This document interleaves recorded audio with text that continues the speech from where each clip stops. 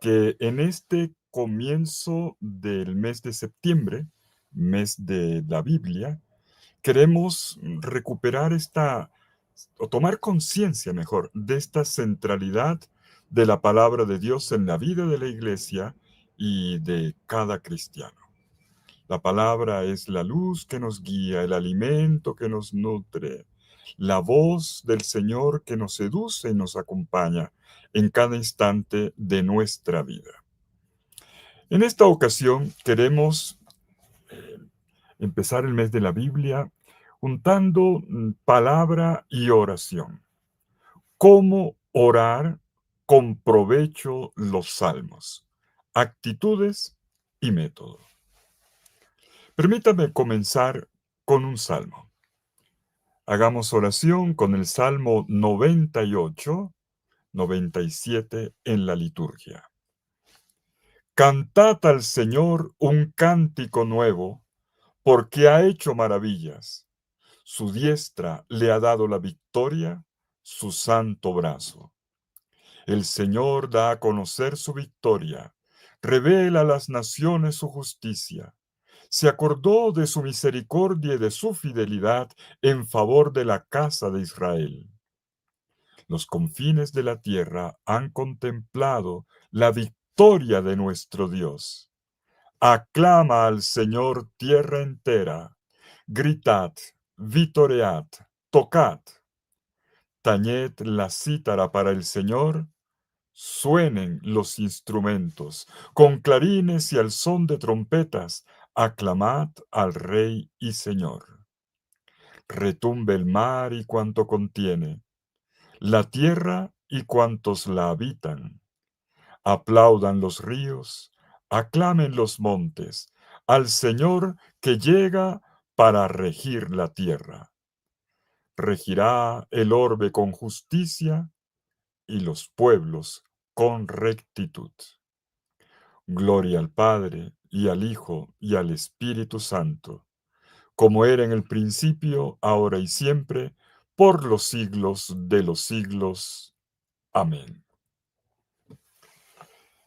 El mundo hebreo, y después la Iglesia, el nuevo pueblo de Dios, nos han entregado este libro, el libro de los Salmos, como la base para nuestra oración. La oración de la Iglesia, lo sabemos bien, se fundamenta en la recitación de los salmos. En primer lugar, en la liturgia de las horas, la oración en el tiempo, la oración que persevera llenando con la alabanza todos los momentos de la vida, pero también toda celebración litúrgica de los sacramentos, ante todo la Eucaristía. En cada Eucaristía siempre oramos con un salmo, al menos un fragmento de él. Pero también nos acompañan los salmos en nuestra oración personal. Son nuestros aliados, nuestros mejores amigos en nuestra oración personal. Y también cuando hacemos celebraciones comunitarias fuera de la liturgia, un grupo de oración, una oración en familia, una pequeña comunidad, ahí están los salmos. Pues bien, estas 150 perlas, porque esos son, están aquí para acompañarnos en el camino de nuestra relación con Dios. Yo quiero invitarlos para que leamos el libro entero de los Salmos, el libro de los Salmos, todo entero, todos los Salmos, uno por uno, descubriendo la gran riqueza que contienen. Créanme que no se van a arrepentir. Cuando uno le sigue la ruta al libro del Salterio, notamos esto. En los primeros salmos, al menos hasta la mitad, predomina el lamento, sea por una enfermedad, el pecado, enemigos que aparecen en el camino, situaciones de dificultad de diverso género. Y luego, poco a poco, se comienza a pasar a la alabanza, como en el salmo que acabamos de leer. Leer el libro de los Salmos nos lleva finalmente al descubrimiento de que Dios está presente en nuestra propia vida, que Dios está presente en la creación, en la historia, en nuestra historia personal, la de nuestra familia, la de nuestra comunidad, la de toda la humanidad. Por lo tanto, del lamento nos lleva poco a poco hasta la alabanza. Esta es la ruta, en definitiva, del Salterio. Y la propuesta que les hago es que leyendo este libro de los Salmos, nos permitamos hacer el itinerario propuesto por él, el camino que nos lleva, el proceso que nos conduce del lamento al descubrimiento de su presencia, que se eleva finalmente en la contemplación y en la alabanza del Señor. Cuando estemos frente a un salmo, sea en la liturgia de las horas, en el salmo responsorial de la Eucaristía, o solos en nuestra habitación, recogidos en la oración personal, démosle tiempo al texto para que se nos entregue. Descubriremos por qué la Iglesia nos propone los salmos como fundamento de nuestra oración. No será una gran exposición teórica la que nos va a convencer, será la práctica, la experiencia, como me pasó a mí. Se los recomiendo vivamente. Pero ocurre lo que dice un amigo mío. Él dice, el pueblo de Dios no respira los salmos, sino que los soporta. No ocurre con todo el mundo, ¿eh? Pero es frecuente escuchar eso. ¿Y cómo oro con los salmos? Tenemos una riqueza, pero no sabemos qué hacer con ella. Y nos pasa lo que ocurre con frecuencia frente a un texto bíblico. Hay dos maneras de ser infieles a la palabra de Dios. La primera a nivel exegético, o sea, la lectura más académica de la Biblia.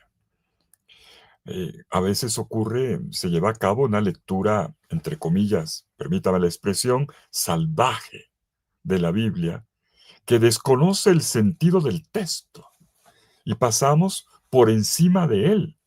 Y no hemos terminado de proclamar un texto cuando decimos, el Señor me dice, no, hay que hacer un camino. Hay que dejar al Salmo respirar hasta que se haga parte de mi aliento, hasta que mi oración se una con la de este texto inspirado por el Espíritu Santo, el mismo aliento. Pero hay otro extremo que nos hace ser infieles a la palabra, y esto ocurre ya no a nivel exegético, que a veces desconocemos la importancia de escrutar el texto, a veces nos vamos al otro lado, y ocurre al nivel que llamamos técnicamente hermenéutico, donde estudiamos tanto los textos, que llegamos a una lectura exegética que no toca la vida, que no toca el corazón, como me pasaba a mí algún tiempo, cuando estaba en mi formación, y entonces íbamos a rezar la liturgia de las horas y el monitor, así se llama, que iba llevando la oración, decía, este es un salmo preexílico, y yo decía, ¿y qué? Esto no me ayuda a orar. Claro, son indicaciones útiles, ¿eh? Pero hay que hacer la ruta. Eso sí, no es que estuviese equivocado, sino que hay que hacer la ruta. Hay que hacer el camino. También cada salmo, cada pieza de oración sálmica es todo un retiro espiritual. Cada uno.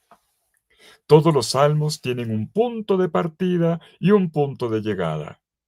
Y entre el comienzo y el final, notamos que hay un proceso. Hay una elaboración interna. Hay una ruta que si yo sigo paso a pie descalzo, descalzándome de mis prejuicios y hasta de mi afán, el salmo me hará vivir una experiencia transformante. Esos son los salmos, experiencias transformantes que ocurren en el ámbito de la oración. de la comunión con Dios, de la amistad cada vez más profunda con el Señor. Y me permitiría decir esto, una sana, no digo correcta, sino una sana lectura de la Biblia es aquella que se abre al don de la palabra que viene de Dios y que está mediada en estos textos santos. Dicho de otra manera, es aquella que le da carne a la palabra. ¿Y cómo podríamos ayudarnos en esta ruta? Vamos a dar modestamente algunas pautas que esperamos puedan ser útiles, como han sido también para mí en mi camino personal de estudio de la palabra y mi proceso personal de oración. Permítame dar algunas indicaciones en 3 momentos. Primero, 5 actitudes para orar con los salmos. Segundo, 7 sugerencias prácticas. ¿Qué hacer cuando estamos delante de un salmo? Y tercero, permítame, un primer ejercicio. Será corto y sencillo, pero no me imagino hablando de cómo se ora un salmo sin orar uno, sin leer con calma uno en oración. Comencemos con la primera parte.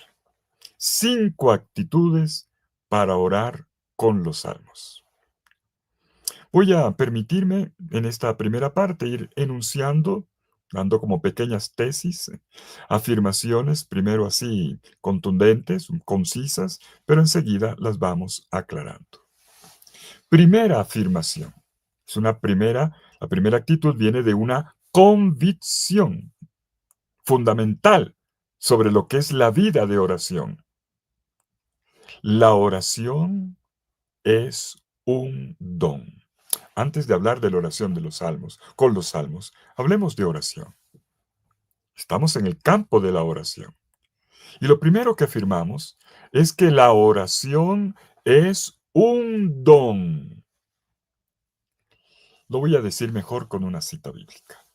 Cuando San Pablo, en la carta a los Romanos, en el capítulo 8, versículo 26, habla de la oración, hace una afirmación que es supremamente importante.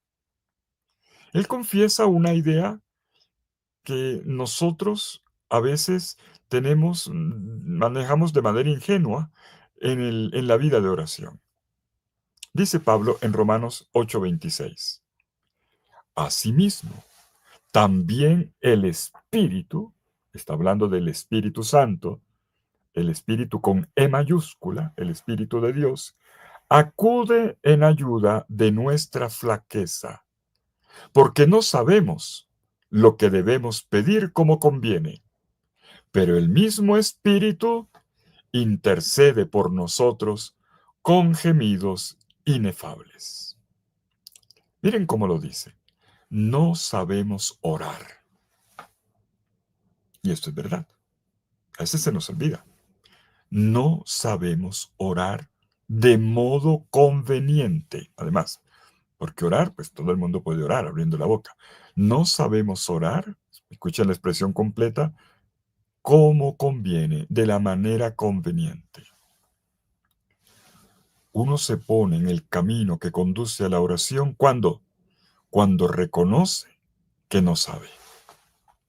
Cuando reconoce que no es capaz. Empezamos bien, si empezamos así. Miren esto, la oración cristiana, y atención, estoy hablando de la oración cristiana, no de la oración general en el mundo de las religiones o de las espiritualidades.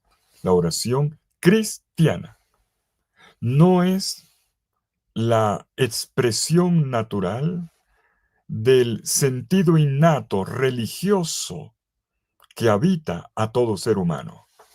O sea, del sentido, como llamamos nosotros así técnicamente, del sentido de autotrascendencia que nos habita. No es natural. Es una oración que debe ser recibida, aprendida del Señor. Y esto lo entendieron muy bien los discípulos de Jesús. Señor, enséñanos a orar. Debemos reconocer que no sabemos orar. Y es de esta ignorancia que puede tomar impulso el camino para entrar en la vida de oración, o al menos para acercarnos en ella, a ella. Siempre en ella seremos aprendices.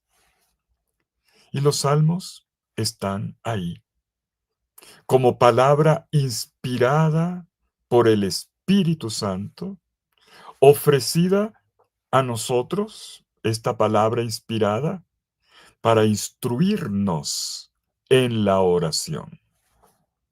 Por lo tanto, los salmos se oran en el Espíritu Santo. Así como la oración cristiana no puede llevarse a cabo sin esta apertura de todas nuestras fibras corpóreas y espirituales a la acción del Espíritu, de la misma manera, cuando oramos los salmos, cuando hacemos nuestro lo que decimos, predisponemos todo para que la acción del Espíritu Santo fecunde nuestra interioridad y las palabras del Salmo le den voz, expresen nuestro deseo más profundo, el que viene de allí donde el mismo Señor ya nos habita. Punto número 2. Segunda actitud. La segunda actitud la vamos a aprender de una comunidad de orantes que está detrás del salterio. Se les llama técnicamente, la expresión viene de la misma Biblia, se les llama técnicamente con el término hebreo los Hasidim. Los Hasidim. Hasidim es un término en plural. El singular es Hasid. Algunos traducen Hasid como el piadoso. No me gusta esa traducción de piadoso, porque suena un poco así como, no sé, un poco floja. Perdón, la piedad es importante, pero quiero decir, no, le falta algo ahí. Hasid significa amigo. Amigo. Es el amigo de Dios. Un amigo de Dios que se acerca a Él con sencillez, con libertad también, desde su pobreza. El libro de los Salmos es un manual de oración. Tengamos eso claro, ¿eh? Cuando después del exilio a Babilonia, aquí estoy yo hablando de cosas técnicas, se recopilan los salmos que estaban por aquí y por allá y se crea esta gran recopilación que se llama el libro de los Tehilim en hebreo, el libro de los himnos, de los alabanzas. Para nosotros, el Salterio, este libro de formación espiritual fue pensado, recopilado para los Hasidim, los comprometidos con la fe, desde la fe, en el pueblo de la alianza. Esta gente que desde su sencillez y su pobreza seguía al Señor. Los salmos por todas partes respiran esta fe del sencillo. Y estos Hasidim vivían en un contexto histórico complejo, difícil. Estamos después del exilio, cuando el país requería reconstrucción. No solo desde el punto de vista material, el templo que estaba en el suelo, las murallas derrumbadas, las casas dañadas. No solamente esto. La necesidad de recomponer la comunidad al mismo pueblo de Dios que había entrado en crisis. En este Israel que ya no tenía autonomía, porque seguía siendo gobernado por extranjeros. Y este pueblo de los Hasidim, de los creyentes sencillos y pobres, que no tenían en medio de esto un rol social, político, económico o cultural destacado, no eran los líderes del pueblo, no eran los dirigentes. Estos son los que están detrás de los salmos. Es decir, los reyes también. Recuerden que los reyes eran de la monarquía y estos salmos son recopilados después de esto. También se les llama los anahuim. Bueno, es otra característica de ellos. Los pobres del Señor, que no son pobres tanto en el sentido pobres de dinero, sino de poder, de influencia. No tienen la capacidad para influenciar la comunidad. Y con todo y esto, se consideran capaces de determinar la historia del mundo, precisamente a partir de esta arma que es la oración. Cuando oramos los salmos, nos hacemos pobres. Esta es la espiritualidad de los salmos. O mejor, oramos como pobres. ¿Qué quiere decir esto? Para que no se asuste. Quiere decir que quien ora un salmo es una persona que se despoja de la pretensión, del orgullo y se presenta necesitada, con su cuenquito para recibir. Es pobre a diversos niveles. Se es pobre a nivel socioeconómico, pero también hay otras formas de pobreza que los salmos nos van poco a poco mostrando cómo ocurren y nos llevan a tomar conciencia de que esa es también nuestra historia. Por ejemplo, por ejemplo, miren ustedes el Salmo 6. El Salmo 6, en los versículos 7 y 8, le da voz a la oración de un enfermo. Es una forma de pobreza. Este es un anahuí, o un hasidim, o un hasit, mejor. Un hasit. Pertenece al grupo de los hasidim o de los anahuí. Este hombre le dice al Señor, miren lo que le dice, me agoto de gemir. Está agotado, sin energía. Me agoto, yo diría, de tanto gemir. Cada noche inundo de llanto mi cama, mi lecho. Hay gente que se hace en la cama, pero aquí es de lágrimas.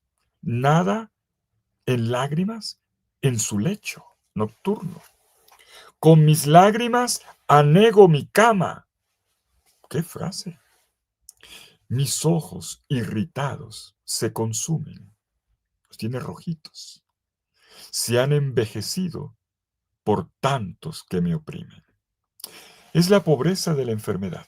En el Salmo 102, en los versículos 2 al 12, escuchamos el canto desgarrador de un hombre que a mitad de su vida, en pleno vigor de su existencia, resulta golpeado por una terrible enfermedad de la cual no ve una salida positiva. Sabe que ya no se va a curar. Ya lo desahuciaron. Y vemos cómo en esta situación eleva una oración que brota desde el fondo de esta incapacidad, de este sentirse nada, de esta pobreza realmente trágica. Y esta persona está realmente ante una sentencia de muerte. Veamos otro salmo. El Salmo 69, en el versículo 5, ahora vemos una situación diferente. Un hombre, no importa el estatus económico, es una persona simplemente injusticiada y reclama por una injusticia. ¿Y de dónde vino la injusticia? De una calumnia. En ese tiempo, en los tiempos bíblicos, cuando se le quería hacer daño a una persona, más cruel y letal que un puñal era la lengua. Crearle una falsa historia a la persona. Dañarle la buena imagen. Menos mal que eso ya no ocurre. ¿Quién va a hablar mal de nadie? A ver, ¿quién? Pero en ese tiempo se hacía mucho daño con la lengua. Se mataba con la lengua. Y mire lo que dice este orante que está sufriendo. Porque además es una situación que ya se regó y que lo ha aislado socialmente. Más que los pelos de mi cabeza, son los que me odian sin razón. Más fuerte que mis huesos, son los que me oprimen. Mis enemigos mentirosos me hacen devolver lo que no he robado. Y aquí nos enteramos cuál era la acusación. Miren, son tantas las situaciones de pobreza, tan concretas, no solo las materiales, porque tocan también lo espiritual, lo psicológico, que nos muestran lo que una persona experimenta cuando se siente presionada. Y puesto que esta no es habitualmente nuestra situación cuando oramos un determinado salmo, pues no nos sentimos implicados. Esto nos pasa cuando oramos con la liturgia de las horas. Y un salmo que habla de violencia, de guerra, sí, pero estoy en una situación de paz, entonces no me dice nada. O un salmo que habla de un salmo de un enfermo, pues no me dice nada, porque estoy con salud.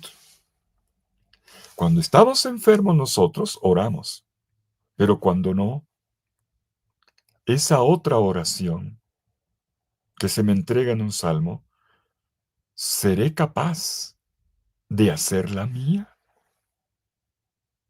Con todo, hay otro nivel por alcanzar. Atención con esto. Se trata de la pobreza en espíritu.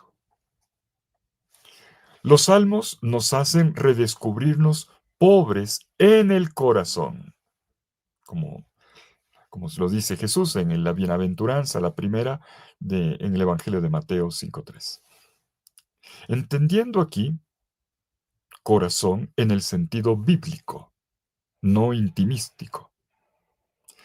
Se trata de la pobreza de quien sabe escuchar, inclinar la cabeza para abrir el oído, para abrirse una palabra que viene de fuera y que le puede salvar. Una palabra que no viene de nosotros. Nosotros mismos no nos damos la salvación. Y esta es la pobreza en espíritu. Reconocerme necesitado de salvación. Mi vida necesita de Dios. Esta es la espiritualidad sálmica. Y entonces esta pobreza comienza con el reconocimiento de la propia realidad y de la radical necesidad de salvación. Pero también me atrevo a decir, de nuestra necesidad de sentido. Y en esto los salmos nos ayudan mucho, muchísimo, porque no son un recetario. Sí, es verdad que nos dan luces y nos dan respuestas, pero lo primero es que nos enseñan a pedir, a preguntar, nos enseñan a buscar a Dios.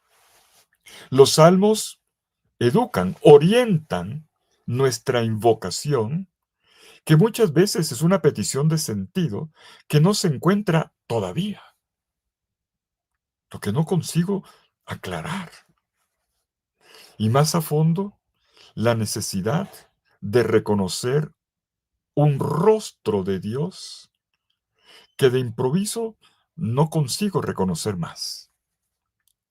Brota entonces la pregunta por el rostro de quien está a nuestro lado y no reconocíamos. El rostro de Dios, pero también el rostro de los que me rodean. Al respecto, tenemos salmos del amigo que se vuelve enemigo. Salmos del amigo con el que se compartía todo, a quien creía conocer y en quien confiaba. Pero de repente las cosas cambian y me doy cuenta de que no conocía realmente a esa persona con la que convivía. Creo que esto es una experiencia dramática que ocurre a lo largo de la vida. Con el paso de los años va aclarándose la conciencia de que el conocimiento que creía tener de aquel con el que caminaba en la vida resulta desmentida por hechos que nos sorprenden. Ocurre en la vida de familia, también en la vida de la comunidad consagrada, con personas con las que hemos convivido muchas veces como hermanos de comunidad y nos llevamos sorpresas a veces un poco chocantes. Ocurre en tantos otros espacios de relación intensa. Y hay otras preguntas que los salmos intentan educar en el corazón orante y que tienen que ver con esa espiritualidad de los Hasidim, de los pobres del Señor. La pregunta por el por qué, en primer lugar. Por ejemplo, en el Salmo 22, bien conocido, ¿por qué me has abandonado? ¿Por qué? En el Salmo 42, ¿por qué te acongojas, alma mía? Se lo dice a sí mismo en un soliloquio, tal vez uno de los más preciosos de todo el Salterio. ¿Por qué te acongojas, alma mía? ¿Por qué te me turbas? ¿Por qué estás perturbado? ¿Por qué estoy así? Hablando consigo mismo. Y este mismo salmo luego le interpela también a Dios con un por qué. Oh Dios, roca mía, clamo, ¿por qué? ¿Por qué me has olvidado? ¿Por qué tengo que andar angustiado, oprimido por mis enemigos? Es una pregunta por el sentido. Una pregunta que muchas veces queda abierta, esperando todavía la respuesta. Como ocurre con muchas de nuestras preguntas intrahumanas. Cuando nos ocurre en las relaciones de todos los días. ¿Por qué hiciste esto? ¿Por qué pasó aquello o lo otro? Pues lo mismo ocurre en nuestra relación con Dios. Pero hay otra pregunta. ¿Hasta cuándo? No solo el por qué, sino el hasta cuándo. Hay situaciones que poco a poco se vuelven insoportables, en las que el orante se tropieza con un no puedo más, no aguanto. Uno de los salmos, de los cantos de las subidas, de los Shir HaMalot, que hemos orado este año en el tiempo de la Cuaresma, eh, dice, es el Salmo 120, versículo 6, el primero de los salmos de peregrinación, la colección de las subidas. Dice, demasiado ha morado allí mi alma con quienes odian la paz. Me voy de aquí, no puedo más, no puedo más. O el Salmo 57. Mis enemigos me han excavado una fosa, una trampa. Una manera de indicar algo realmente pesado. Miren este otro salmo, el Salmo 13, en los versículos 2 y 3. ¿Hasta cuándo? 4 veces repica la pregunta. ¿Hasta cuándo, Señor, seguirás olvidándome? ¿Hasta cuándo me esconderás tu rostro? ¿Hasta cuándo ha de estar angustiada mi alma, con el corazón atormentado todo el día? ¿Hasta cuándo prevalecerá mi enemigo sobre mí? 4 veces. Los salmos le dan la voz a situaciones en las cuales ya no aguantamos más. Y los salmos son esta ruta que nos ayuda a atravesar el túnel para encontrar una luz. Otra pregunta típica. Pasamos del por qué al hasta cuándo, a una tercera pregunta propia de los Hasidim, de los pobres del Señor, de los que, careciendo de todo o reconociendo su radical pobreza, descubren en Dios el todo. Es la pregunta, ¿dónde? ¿Dónde? El Salmo 42, el cual ahora recordaba un fragmento, el Salmo de la sierva que busca corrientes de agua, en el versículo 3 dice, mis lágrimas, aquí está el tema de las lágrimas, mis lágrimas son mi pan día y noche. Yo diría hoy mi sopa. Bueno, mis lágrimas, me nutro de mis lágrimas, de mi dolor. Mis lágrimas son mi pan día y noche, mientras me preguntan, ¿dónde está tu Dios? Los enemigos sarcásticos, burlones, interrogan a esta persona que está mal. A ver, usted que tanto reza, a ver, ¿dónde está su papito Dios? Uy, eso duele. Existe la humillación física, existe la humillación moral, pero también existe el escarnio, la humillación espiritual. Y esta es la humillación espiritual, que algunas personas sufren inclusive en sus propias familias cuando hay algún no creyente en la casa y se burla de usted porque va a la iglesia o lo ve orando. ¿Sí, eso para qué sirve? Le pregunto. Cuando me preguntan, ¿dónde está tu Dios? ¿Dónde está mi Dios? La pregunta angustiada no es solamente la que viene de otro, sino cuando me la hago yo mismo. ¿Dónde estás, Señor, en esto que estoy viviendo? ¿Dónde está mi Dios? Hay salmos tan audaces que saben dar voz si lo sabemos hacer nuestros, incluso en las dudas que llevamos por dentro. Dice el Salmo 14, el insensato, perdón, el insensato. Nabal en hebreo significa sin sesos, insensato, que no razona, o no piensa bien. Literalmente, el estúpido dice, no hay Dios. Pero resulta que esta insensatez también la puede llevar por dentro el sensato, cuando pierde de vista a Dios en medio de un luto.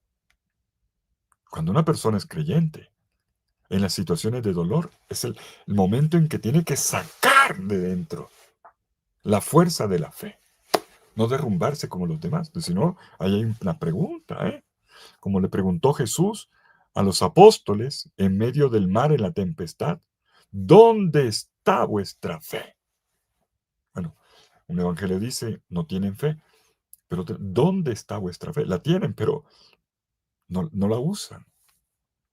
Es como tener en la casa una lámpara de aceite, de gas, y se fue la luz por esas cosas de la vida y se desespera porque no hay luz. Pero la tienes, úsala, úsala.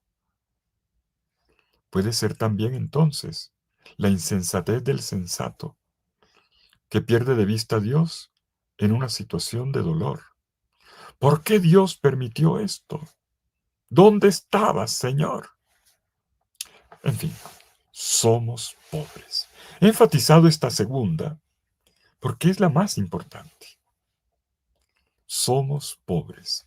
Los salmos nos ponen de cara ante nuestra pobreza. Nos dicen una y otra vez que la vida no está inmediatamente a disposición, a pedir de boca. Y no es por nada. La vida, con mucha frecuencia, se sustrae. Las relaciones se dañan. La salud se deteriora. El bienestar cualquier día se acaba. Son vías dolorosas que nos hacen sustraernos de la ilusión del dominio y del control. Y donde terminamos aprendiendo que nosotros, por nosotros mismos, no podemos.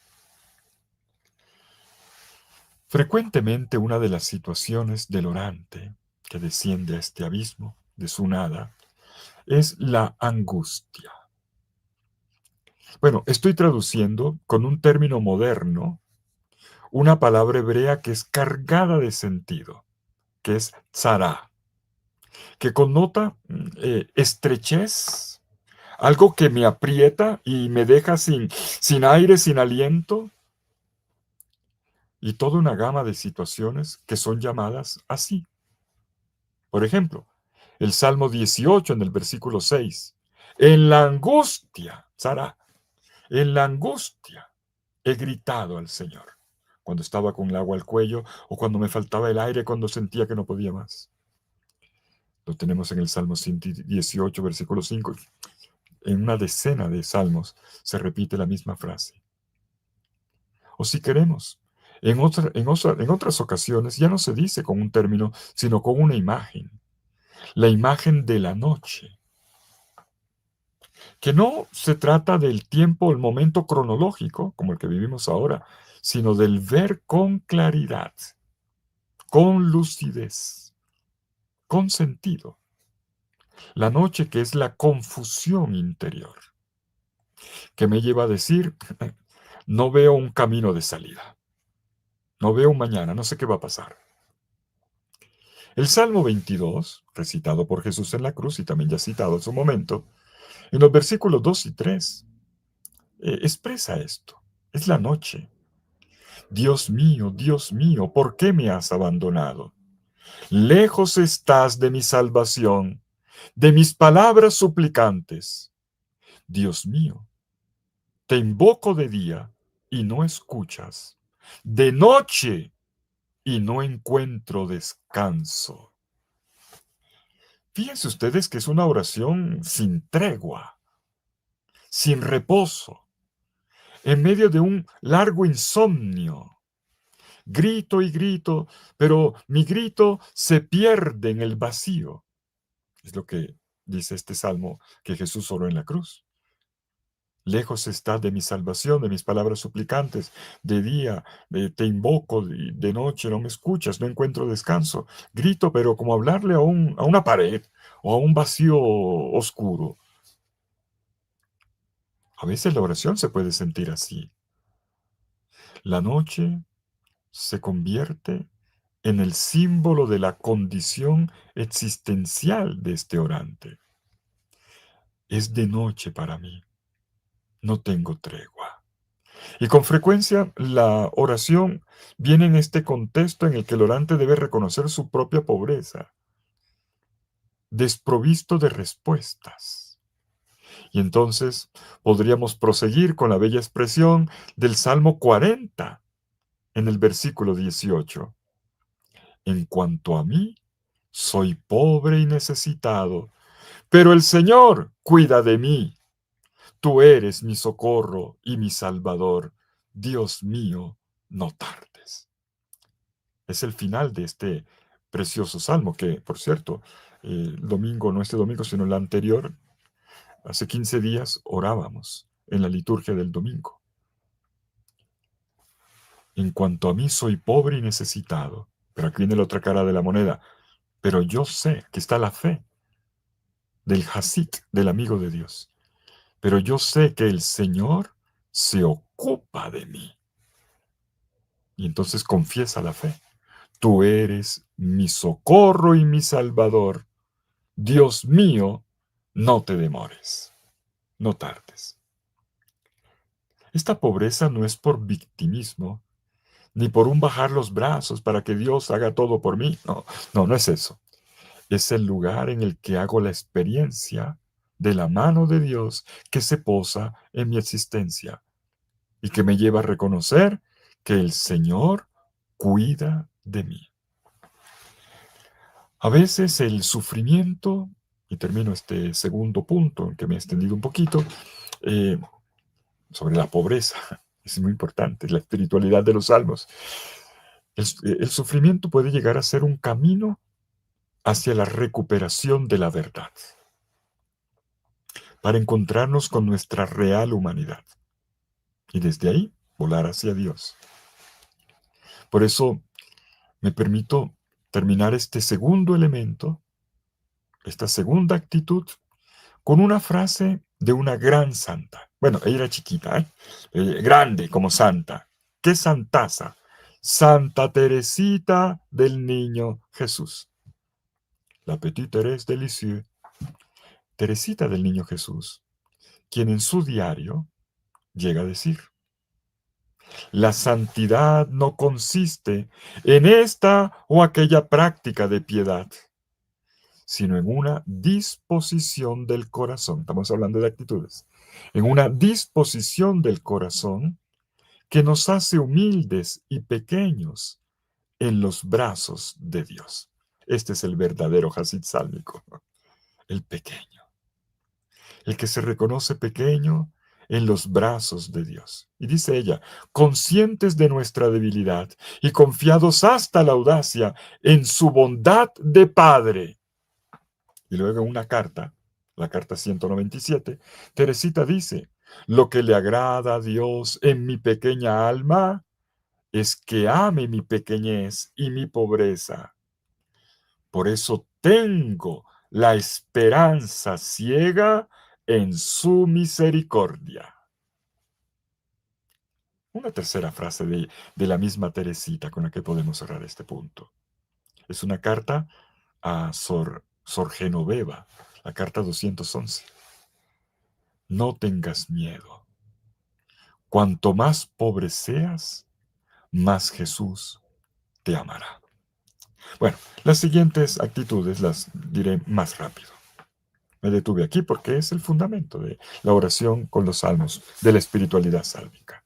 Es la oración de los Hasidim, de los pobres del Señor, que tienen en Dios su fe toda su confianza, y que desde ahí hacen la ruta, desde el corazón que se reconoce pobre, necesitado de Dios. Los salmos nos educan en esto, y es maravilloso. La tercera actitud tiene que ver con una forma de pobreza que pude haber mencionado antes, pero prefiero dejarla aparte. Orar con los salmos significa también confesarnos, reconocernos pecadores, es decir, distanciados de Dios. Los salmos nos llevan a este reconocimiento de quiénes somos realmente y de cómo estamos ante Dios. Los salmos nos llevan a descubrir muchas veces todo lo bueno que hay en nosotros. Como introspección, los salmos son maravillosos, pero no solamente nos muestran esto, nos ayudan con esa luz propia de la palabra a descubrir el pecado que está en nosotros. Precisamente porque la oración requiere de sinceridad, de veracidad, de autenticidad, de salir de la mentira. También nos exige entonces que miremos nuestro corazón, que nos reconozcamos como somos y que digamos, sí, Señor, en mí también habita el pecado, el odio, guardo rencores, malas intenciones, malos pensamientos, proyectos que no son tuyos. Una frase estremecedora del Salterio está en el Salmo 56, versículo 9. En su versión griega de la Septuaginta, dice así: Oh Dios, te he contado mi vida, he puesto mis lágrimas ante ti. Es toda una expresión de quien expone toda su vida ante Dios y todo su sufrimiento. Pero bueno, la versión hebrea, que es la original, es todavía mucho más contundente. En estos días, en una parroquia aquí en Bogotá, Santa Mónica, lo comentábamos. Es la imagen del odre. Tú recoges mis lágrimas en tu odre. Y esto lo entiende muy bien un oriental. Un beduino que debe transitar por el desierto sin agua, buscando un oasis, y que lleva su odre, que es su cantarito, su bota, ¿no? ¿Cómo llaman esas? De que son de cuero, eh, estas cantimploras, eso es un odre. Conserva con celo sus goticas de agua y las administra, hasta que llega un oasis para restaurar. Tú, Señor, guarda celosamente cada una de mis lágrimas, como el beduino que cuida cada gotica de agua en el desierto. Esto es precioso. Con Dios, ninguna lágrima está perdida. Y estos son los salmos. Ninguna lágrima está perdida. Es la bella imagen de un Dios que nos cuida, que custodia y nutre las lágrimas del orante. ¿Por qué? Porque les da sentido. Dios las valora y las escucha. Por cierto, en la antigüedad existía la costumbre de que en las ceremonias fúnebres, en las honras fúnebres, se contaba con un pequeño recipiente, hoy parecido como un tubito de ensayo, no era así, pero más o menos para hacerme entender, que se llamaba el lacrimario. Allí se recogían las lágrimas de los que venían a visitar, con lo cual se convertía simbólicamente en una ofrenda colectiva ante lo que había causado tanto dolor. Cuarta actitud para orar con los salmos. Los salmos nos revelan a nosotros mismos aún en nuestra negatividad. Lo voy a decir partiendo de dos salmos. El Salmo 83, en los versículos 14 y 15, dice, escuchen que son palabras violentas. Dios mío, vuélvelos como paja, como hojarasca al viento, como fuego que abrasa el bosque, como llamas que incendian los montes. Persíguelos con tu tormenta, espántalos con el torbellino. Eso es duro.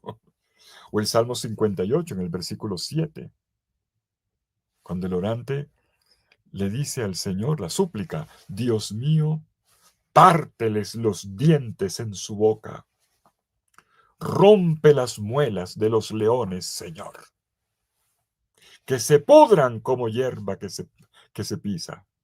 Bueno, y luego como caracol, como babosa que se derrite. Uy, qué cosa tan dura. Como aborto que no ha visto el sol. Uy, qué cosa tan dura. Nuestra sensibilidad occidental, y yo no soy la excepción, siente cierto resquemor, cierta repugnancia ante este tipo de oraciones. Pero hay que entenderlas.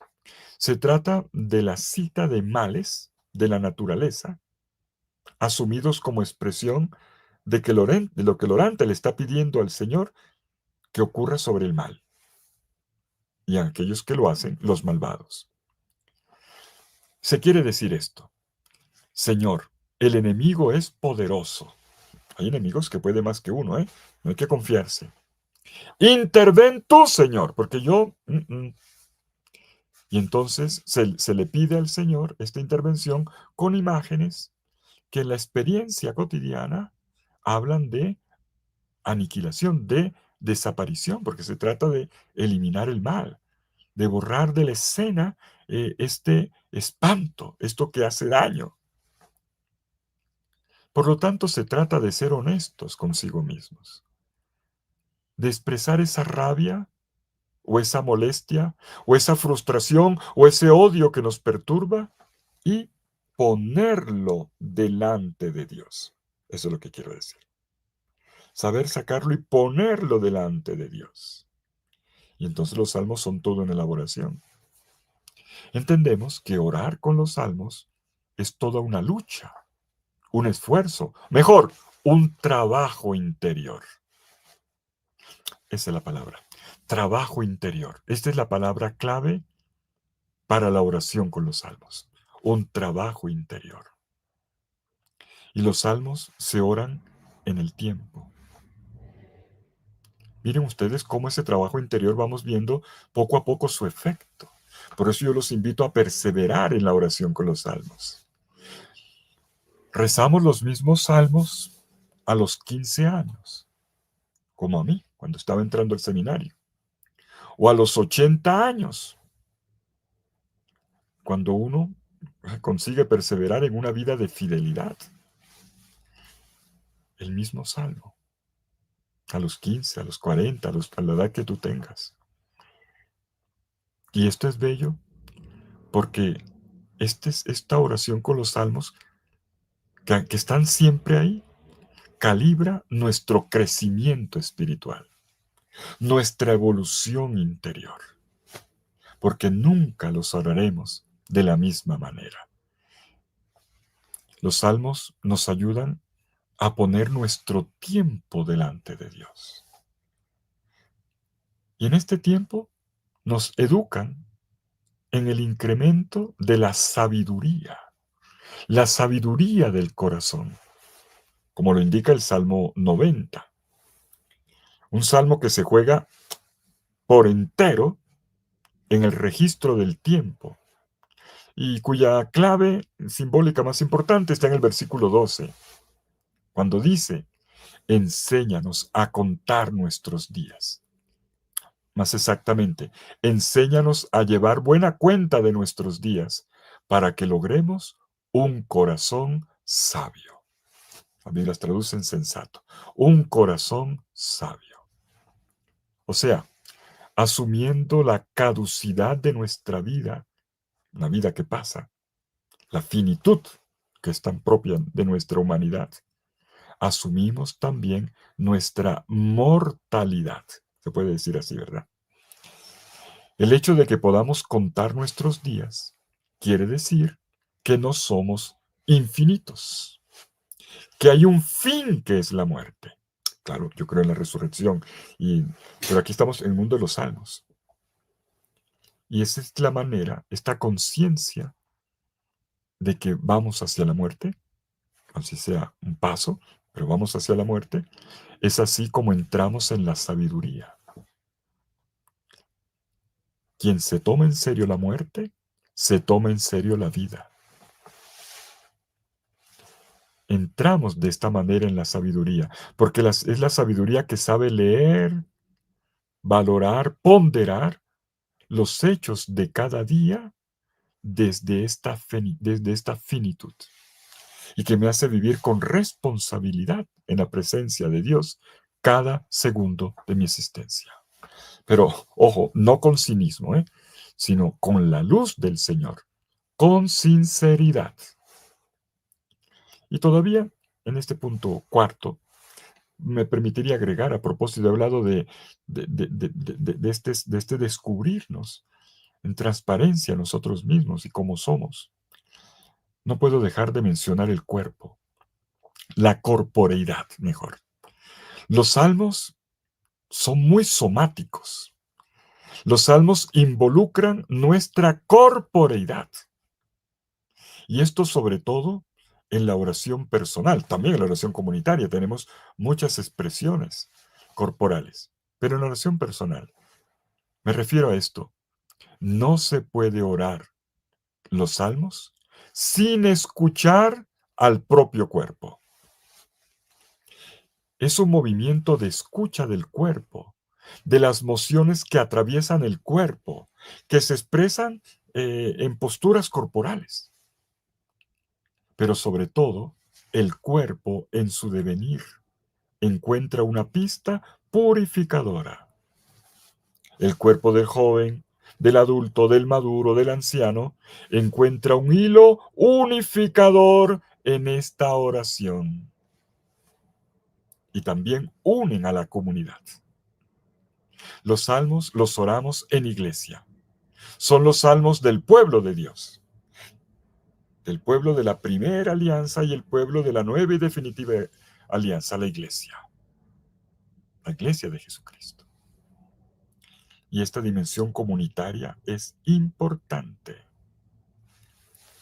Aun cuando orásemos individualmente, siempre oramos en la fe recibida de la iglesia. Oramos insertos en una historia de salvación, en la historia de un pueblo de Dios que peregrina. Oramos también insertos en una naturaleza. Quinto y último, de las actitudes, Cristo. Cristo. Fundamento importante de la oración sálmica. Todo lo que hemos dicho es importante, pero esto lo quiero subrayar. Estamos llamados a orar los salmos en Cristo. En Cristo. Lo voy a decir con un ejemplo. Lo voy a tomar de un texto, de un padre del desierto. Es un discurso, un relato más bien, una pequeña historia de un padre del desierto. Es un poquito extensa, ni tanto, pero vale la pena.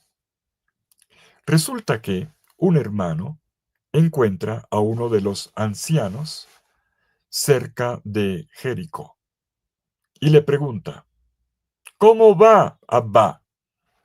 El anciano le responde, mal. El hermano le dice, ¿pero por qué, Abba?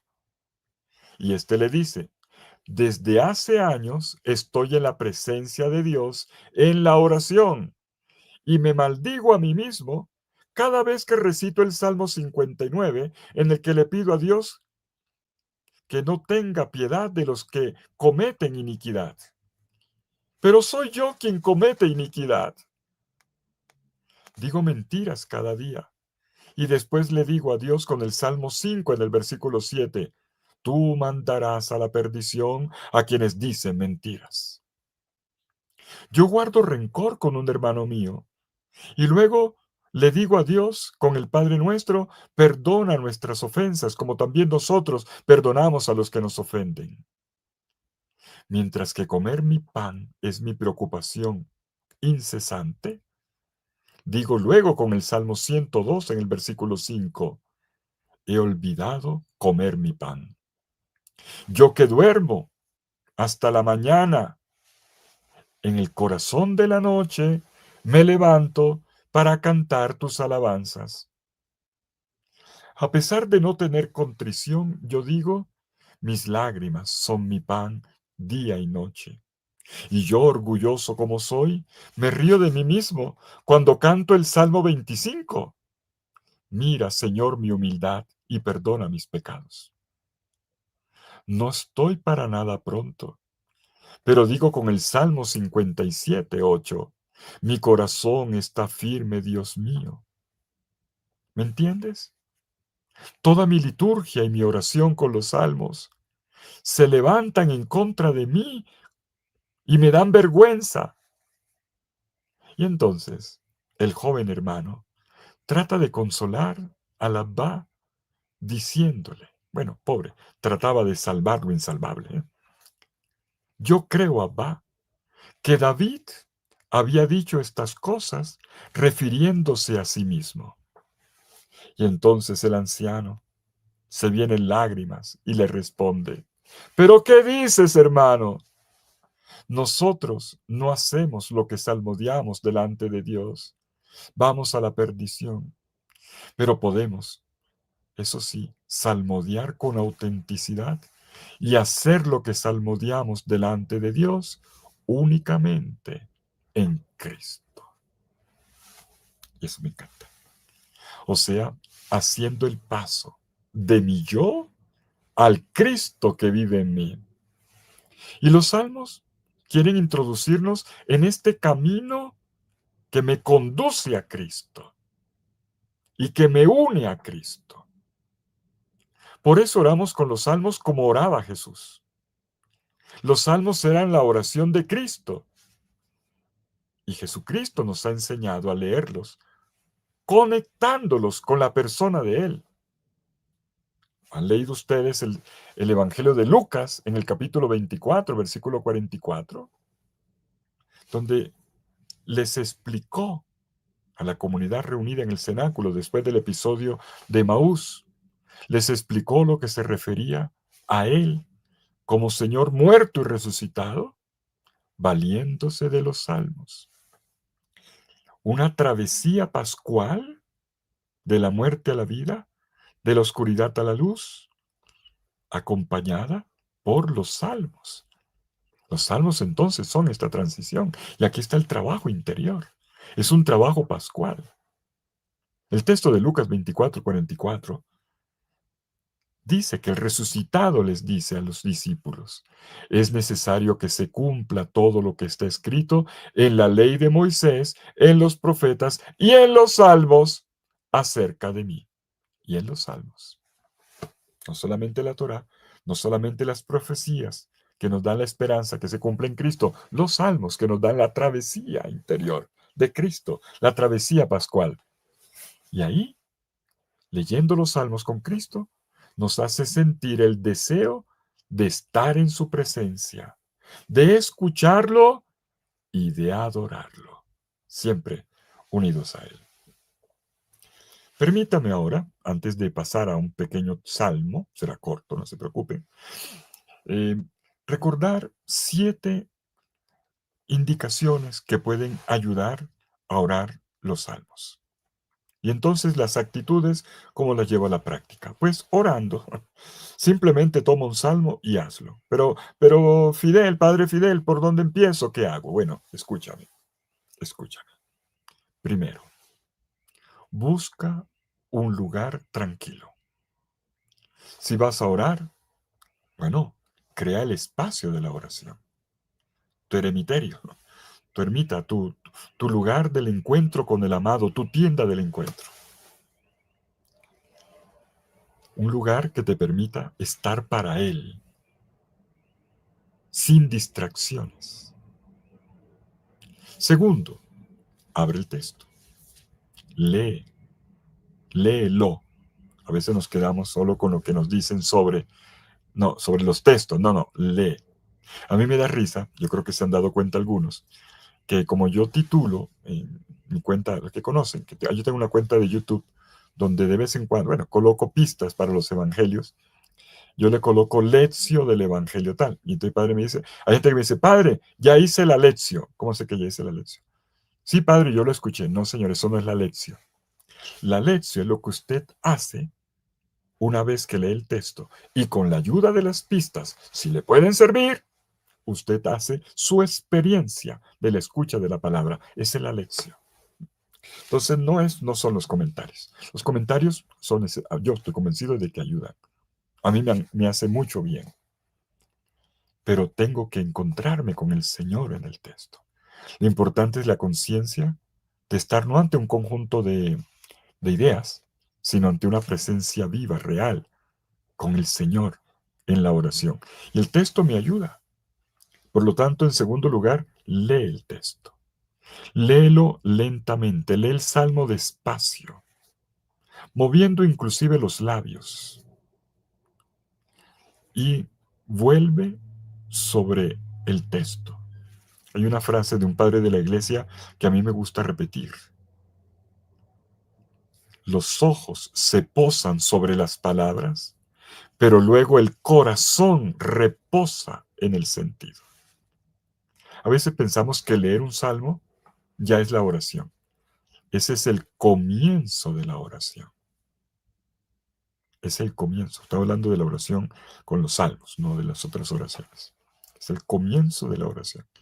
Una vez que lo has puesto, ahora tienes que entrar en la oración y hacer el ejercicio de oración que allí se te propone. Y no te preocupes si no captas todo de una vez. Hay gente que es muy ansiosa, ya quiere. No, cálmate, cálmate. Lo que no se te dio hoy, el Señor te lo reserva para otro momento. Lo importante es que ahora degustes el pan que el Señor te da. En tercer lugar, reconoce tu pobreza. Lo he insistido hoy en la primera parte, ¿eh? Y mucho. Reconoce tu pobreza y tu dependencia de Dios. Los salmos son una oración recibida. No es natural, como ya dije. Para pedir, pues será espontáneo. No es una oración que el Señor está educando y que requiere una apertura a la acción del Espíritu Santo y a la conciencia de que es Él el que ora en mí, conmigo. Cuarto, deja que el salmo exprese tus sentimientos. El libro de los Salmos contiene todas las emociones humanas. Como dice Gianfranco Ravasi, un gran biblista, le tengo gran respeto y aprecio. Él dice que en el pentagrama de los Salmos han sido recogidos todos los sentimientos humanos. A mí me parece un poquito exagerado. Todos, no sé. Pero que por aquí pasan. Generalmente los movimientos del corazón humano, pues sí. Permite que los salmos pongan una palabra o le den palabra más bien a tus lamentos, a tus logros, a tus gozos, a tus pedidos. Los salmos te ayudarán. Y aun cuando el salmo, aquí viene, cuidado, porque a veces somos muy egoístas. Este salmo no me gusta porque no dice lo que yo estoy sintiendo. Es que no se trata de eso. También se trata de orar, por eso es oración de la iglesia. Lo que otro está sintiendo, aun cuando tú no lo estés viviendo. Puedes orar con la oración de un enfermo, aun cuando tú no estés enfermo, porque te estás uniendo a ese que también es parte de tu cuerpo, en el cuerpo de Cristo. Y tú eres intercesor. Esto sobre todo vale mucho para nosotros, los sacerdotes. Somos la voz de un pueblo orante, pero todos como cuerpo de Cristo somos la voz de todos los hermanos. Así un salmo no se parezca a lo que yo estoy viviendo, es también mi salmo, porque es el salmo del cuerpo de Cristo, que es mi iglesia. En quinto lugar, repite. Repite y conserva las palabras o las imágenes del salmo que más te han tocado y deja que ellos hagan eco en ti durante cierto tiempo. Sexto, descubre el itinerario espiritual que está dentro del salmo. Esto solamente se entiende explicando los salmos o leyendo los salmos uno por uno. Todos los salmos son itinerarios espirituales, con un punto de partida, un desarrollo y un punto de llegada. Y yo los invito para que a partir de aquí nos tomemos más en serio la lectura de los salmos y vayamos descubriendo uno por uno en los 150 salmos las rutas. Cada uno es una ruta. Todos en conjunto son una gran ruta pascual. Del lamento al aleluya, al gran aleluya, que es el Salmo 150, y los otros que le preceden. Del dolor al gozo. Pero cada salmo uno por uno te hace una elaboración interior. Intenta descubrir el itinerario que está trazado en el salmo. Pero Padre Fidel, ¿yo cómo hago? Porque yo lo leo y no lo encuentro. Bueno, para eso estamos aquí, para ayudarte. Y están tus sacerdotes, y están los catequistas, y están los que estudian la palabra de Dios, los catequistas. Por último, séptima indicación, sé auténtico. Creo que se percibía en la primera parte de esta exposición de la noche el énfasis en esto. Sé sincero en tu oración, reconociendo tus pecados y tu necesidad de Dios. Que una vez que lo hagas, Dios te tomará de la mano, te conducirá y hará el resto. ¿Está claro? Terminemos leyendo un salmo. Tercera y última parte de esta noche, ya la conclusión. Voy a tomar el mismo salmo con el que comencé. ¿Les parece bien? El mismo salmo del punto de partida. Salmo 98. En la liturgia, 98 en sus Biblias, 97 siempre en la liturgia. Viene con un número menos, con descuento. 97 en la liturgia. Si tienes la Biblia a la mano, búscalo. Búscalo. Hay que tomar contacto con el texto. ¿Listo? Cantad al Señor un cántico nuevo, porque ha hecho maravillas. Su diestra le ha dado la victoria, su santo brazo. El Señor da a conocer su victoria, revela a las naciones su justicia. Se acordó de su misericordia y su fidelidad en favor de la casa de Israel. Los confines de la tierra han contemplado la victoria de nuestro Dios. Aclama al Señor tierra entera. Gritad, vitoread, tocad. Tañed la cítara para el Señor. Suenen los instrumentos, con clarines y al son de trompetas, aclamad al Rey y Señor. Retumbe el mar y cuanto contiene, la tierra y cuantos la habitan. Aplaudan los ríos, aclamen los montes, al Señor que llega para regir la tierra. Regirá el orbe con justicia y los pueblos con rectitud.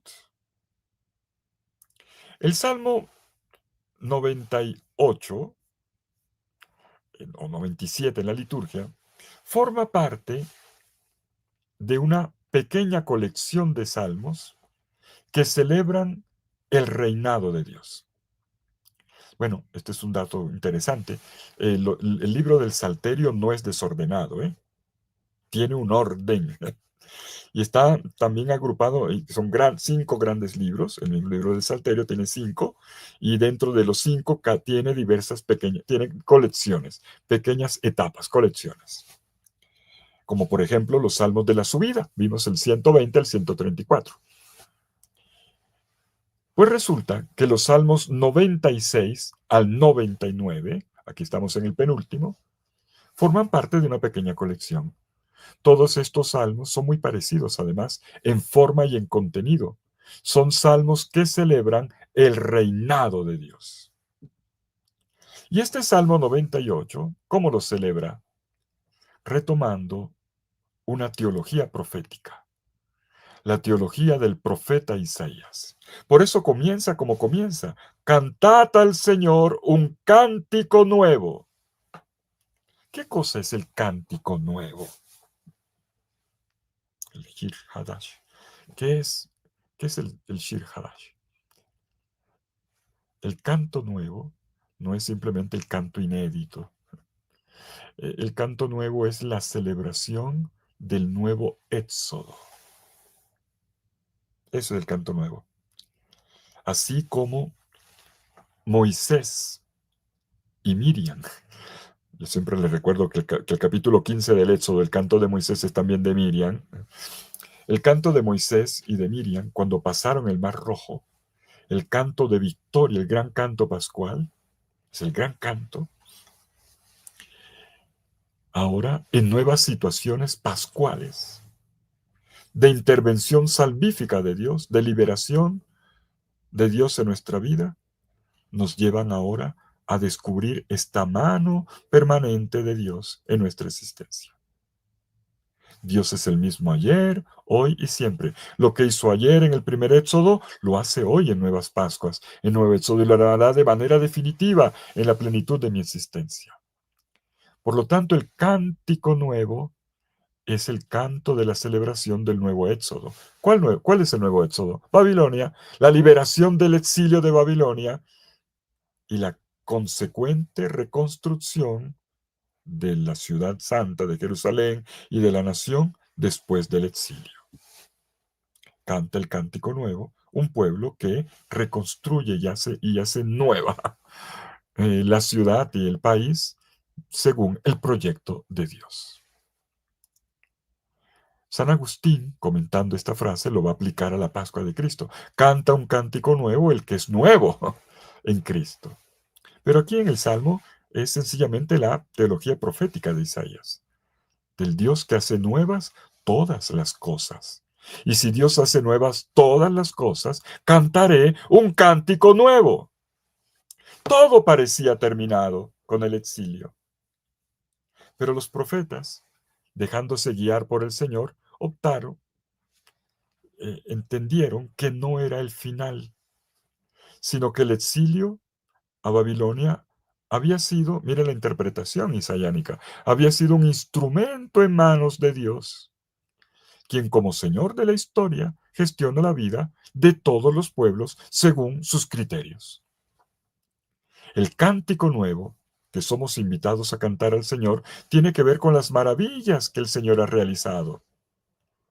Él, la imagen es bonita, se ha remangado la camisa o la túnica, es un antropomorfismo, y ha intervenido con su mano diestra. Esto es lo que dice el inicio del Salmo. Porque ha hecho maravillas, su diestra le ha dado la victoria, su santo brazo. ¿Qué quiere decir esto? Este Dios que se remanga y con su santo brazo ahora interviene. Bueno, son expresiones típicas del segundo Isaías. El segundo Isaías es Isaías en los capítulos 40 al 55. Dios ha intervenido con poder para recomponer la situación negativa que se había creado en su pueblo. Y el Salmo traduce con la palabra victoria un término que habitualmente es salvación. El Señor ha hecho maravillas. Su mano diestra, su potencia, ha obtenido la salvación. Aquí lo dice, la victoria. Ha derrotado una estructura de mal y ha liberado a su pueblo. Tenemos expresiones importantes en este salmo.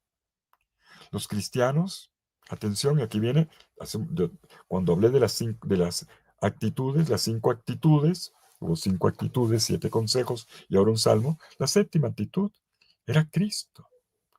Los salmos los oramos con Cristo. Y tenemos expresiones importantes en este salmo que nos llevan a una lectura cristológica, o sea, con la persona de Cristo. Precisamente los cristianos, les doy un dato, hemos leído y releído este salmo. Imagínense cuando se lee este salmo en la liturgia. En la Navidad. El mismo salmo es el salmo responsorial de la misa de la medianoche de la Navidad, de la misa de la aurora, de la misa del día, y es este salmo. El salmo se proclama en el contexto de la natividad del Señor, anunciando el nacimiento del Salvador como la llegada del reino de Dios, del reinado de Dios. Por eso, el salmo encuentra su plena expresión, su sentido pleno aquí. El canto nuevo da origen a la alianza nueva, al pueblo nuevo, a la vida nueva que el Señor Jesús inaugura con su presencia. Es el salmo del día de la Navidad.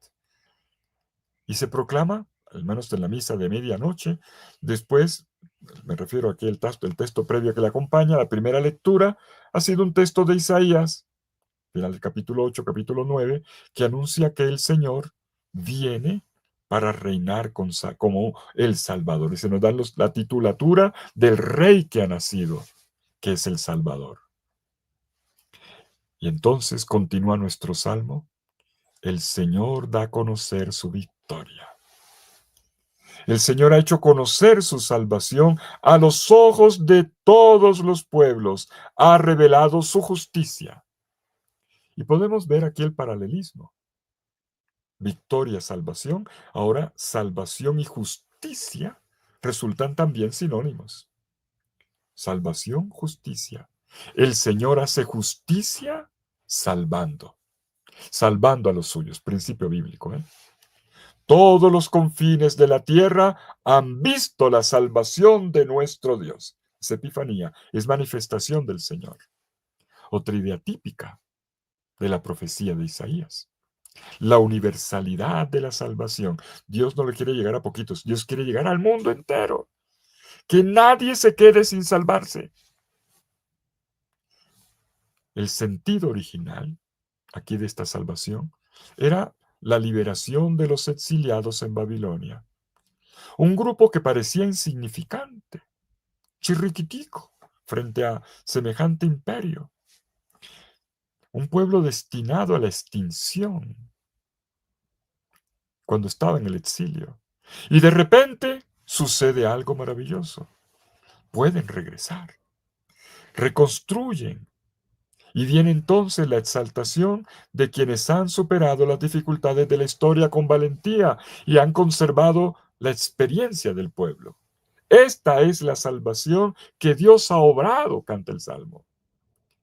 Y entonces este Salmo 98, típico salmo, el típico himno de alabanza, multiplica los imperativos para invitar a todos a entonar la alabanza. No puedo cantar solo. Necesito el coro. Necesito de las voces de mis hermanos que canten conmigo. Alégrense conmigo, canten conmigo, festejen conmigo. Aclama al Señor tierra entera. Gritad, vitoread, tocad. Y enseguida vienen los referimientos litúrgicos a los instrumentos litúrgicos del templo de Jerusalén. Que se sientan los instrumentos. ¿Cómo lo dice? Versículos 5 y 6. Tañed la cítara para el Señor, que suenen los instrumentos, con clarines y al son de trompetas, aclamad al Rey y Señor. Cuando esto yo lo canto en Navidad, en la Eucaristía que yo presido, y suenen las panderetas y suenen los pitos y las flautas, que siempre están en la Navidad. Pero también la creación entera, no solo la asamblea litúrgica reunida en el templo, congregada en el templo, sino toda la creación es invitada a entrar en esta gran sinfonía de la alabanza. Versículos 7, 8 y 9. Retumbe el mar y cuanto contiene, La tierra y cuantos la habitan. Aplaudan los ríos, aclamen los montes al Señor que llega para gobernar, para regir la tierra. Miren ustedes cómo este es un poeta, un orante es un poeta creativo que imagina que hasta los ríos aplauden. Los ríos aplauden es una imagen que conoce alguien que vive cerca de un río, sobre todo cuando se forma un delta y se abren dos brazos, como si se juntasen el brazo de dos ríos, que aplaudan los ríos, que los montes que se elevan aclamen y se eleven con sus alturas también en alabanza, que el mar, tan hermoso el mar que es tan silencioso y tan bullicioso al mismo tiempo, que parece mugir, dice el Salmo, el mar y todo lo cuanto encierra resuene en alabanza. Es una escena realmente extraordinaria. Todo lo creado eh, se entusiasme ante el Señor, se alegre ante el Señor, abra sus brazos ante el Señor que viene. Es el adviento, la venida del Señor, que llega para juzgar, vimos que juzgar es salvar, para juzgar, para salvar la tierra. Juzgar quiere decir salvar y también quiere decir gobernar. Por eso el final del Salmo. Subrayamos en la última frase del Salmo que el Señor ha venido como Salvador para dirigir el mundo. ¿Cuánta falta hace la dirección de Dios? La dirección de Dios en nuestras vidas, en nuestro país. Ser dirigidos por Dios. El Señor viene para gobernar, dirigir el mundo, para juzgar con rectitud a todos los pueblos de la tierra. Regirá el orbe con justicia y los pueblos con rectitud. Gloria al Padre y al Hijo y al Espíritu Santo, como era en el principio, ahora y siempre, por los siglos de los siglos. Amén. Muchas gracias. Muchísimas gracias, estimado Padre Fidel, por la profundidad de esta enseñanza, la profundidad de esta catequesis, como muchas de las personas que nos están siguiendo y que están conectadas han dicho, que ha sido una catequesis profunda de bendición, de conocimiento, de espiritualidad, de oración, y no es para menos con todos estos 7 pasos que nos está exponiendo durante la noche. Así Oye, que Padre Giovanni, ¿te gracias, puedo hacer una Padre. pregunta? Claro, Padre. Oye, ¿cómo vamos a cantar un cántico nuevo si estás disfónico? Si te agarró la gripa, hermanito mío. Qué fiesta más. Padre, en medio de todo y lo que nos has enseñado, es que no toda acción depende del hombre, sino también de Dios. Si yo tengo limitación y demás, allí Dios pone lo suyo para que se pueda hacer